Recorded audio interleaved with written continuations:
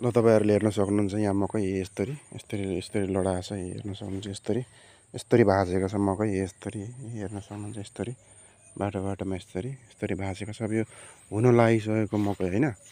अब यो हुन लागिसकेको मकै यसरी तपाईको यसरी बीचमा यसरी हावा हुन्डरीले भित्र त अझै कस्तो छ है त्यहाँ पुरै भाँचिएर लडिरहेको छ मकै। यहाँ पनि हेर्न सक्नुहुन्छ तपाईहरुले यस्तो लाग्छ कि मान्छे छिरेर चाहिँ अब कसैले चाहिँ भाँचिदिए जस्तो के तर होइन। अब यसरी भाँचेपछि यो अब यो कामै नलाग्ने भयो। त्यही भएर यो मकै खेतीमा चाहिँ अलिकति धेरै नै अब रिस्क हो। अब यत्रो लगानी गरेर तपाईको यस्तो क्षति भयो भने त किसानले कसरी पार लाउने हेर्न सक्नुहुन्छ तपाईले यसरी भाँचेको चाहिँ हेर्नु है अब यो कामै लाग्दैन अब यो। अनि तपाईको यता हेर्न सक्नुहुन्छ यस्तो बनाएको छ भाँचेर। अनि अब अस्ति मात्रै भर्खरै पानी हालेको है। अब पानीको अहिले कामै थिएन। अब यो हल्का पाक्न लागेपछि अनि बल्ल पानीको काम थियो। अब पानी जमेर यस्तो छ हेर्न सक्नुहुन्छ। पानी जमेर यस्तो छ मकैको हालत यस्तो छ। यतापट्टि के कस्तो क्षति भएको छ यता पनि म देखाउँछु। यसरी अब यति पानी अब यो पानी सुकेन भने त अनि हप्ता दिन लगभगमा सुकेन भने त अनि मकै त मर्छ। यहाँ हेर्न सक्नुहुन्छ मकै यसरी लडाएको छ हेर्न सक्नुहुन्छ। यसरी मकै लडाएर चाहिँ तपाईको चाहिँ एकदमै धेरै क्षति गरेछ। यसरी मकै भुइँमै सुताइदिएको छ। यसरी हावा हुन्डरी आएको थियो के। अनि कतिपय मान्छेको त यहाँ त तपाईको हाम्रो पूर्व घरको सानो पनि उडाइदिएछ है। अब त्यो सानो लगेको त्यो टराहरू भएको चाहिँ त्यो चाहिँ पुरै नोक्सानै गरिदियो गर्न चाहिँ। अब प्राकृतिकले पनि त्यस्तो चाहिँ साह्रो चाहिँ गर्दैन हुँदैन यार बेचारा गरिब दुखीहरूको हैन।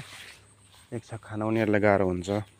अब उनीहरूको घर त्यसरी यो गरिदिएपछि त प्राकृतिकले अलिकति यहाँ हेर्न सक्नुहुन्छ यसरी मकै भाँचेर पुरै बर्बाद छ।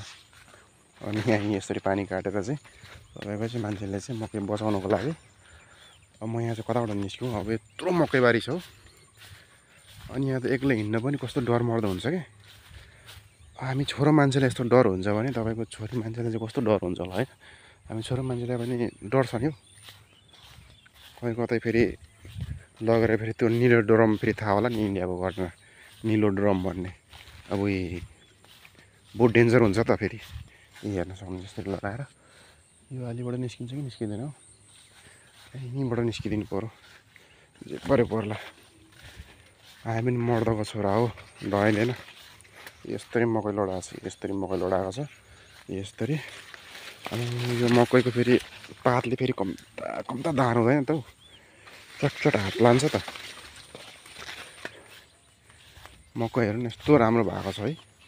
तर हावा हुन्डरीले यहाँ हेर्न सक्नुहुन्छ बीचमा यस्तरी गरेछ कि आम्मामा के भन्ने हो अब यो।